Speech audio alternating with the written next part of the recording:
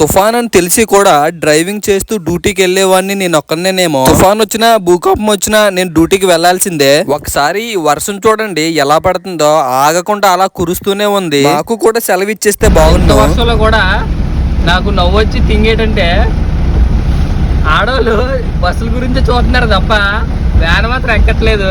అలా వెయిట్ చేస్తున్నారు ఇంత తుఫాన్లో కూడా బస్సు గురించి. చూడండి వ్యాన్ లో కూడా ఎవరో లేరు.